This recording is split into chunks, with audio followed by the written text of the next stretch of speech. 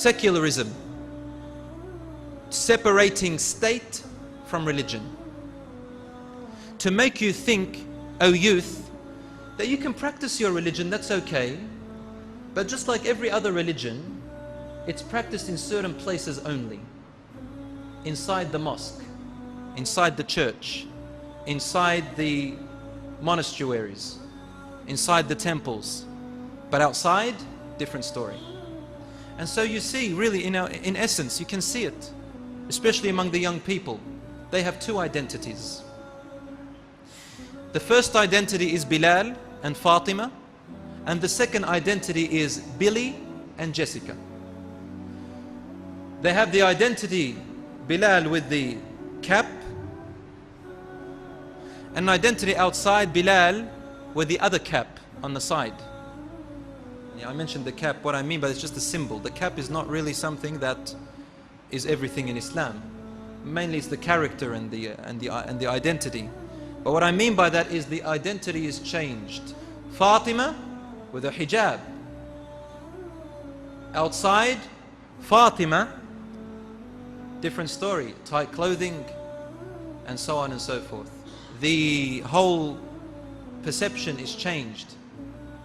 Embarrassed to show their deen, as though it's just inside.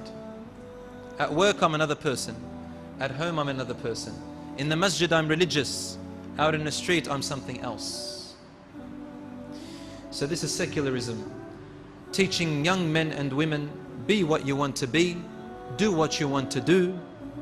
Religion is a distraction. Religion is for the ancient-minded. Islam is like any other religion. It's a restriction. And it's sad to say, wallahi, with great sorrow, that even some religious people make religion seem that way too. We make it look like it's rules, rules, rules. Do this, don't do that. Rules, punishment, sin, hellfire. Why? Why do we do that? This is not how the Prophet ﷺ revealed Islam. My brothers and sisters in Islam, for the youth to be on the right path, we need to understand the youth. Number one, a teenager has hormonal overdrive. Their hormones are all over the place. Number two, scientifically proven, the frontal lobe of the teenager has not fully developed yet. Do you know what the frontal lobe does?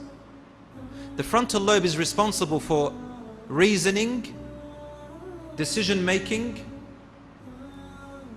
and solving problems.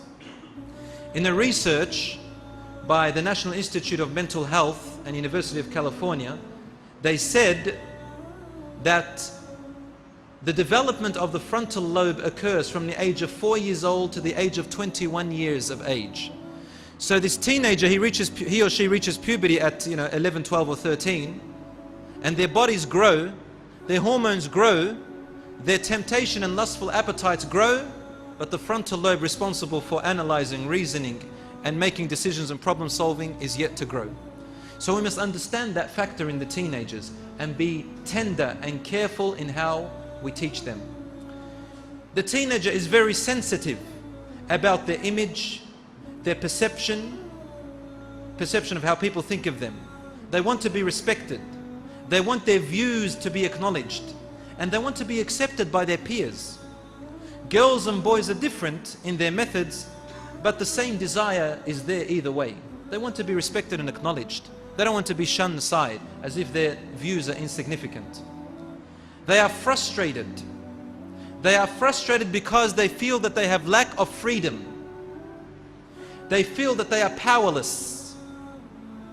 They feel that they want to be independent, girls and boys. We need to understand this factor, brothers and sisters, before we begin to penalize them and punish them and put them down or anything like that. This is what they want. And that's why Allah made parents go through that first. When we understand that, then we can understand how to tackle the current culture of the young generation.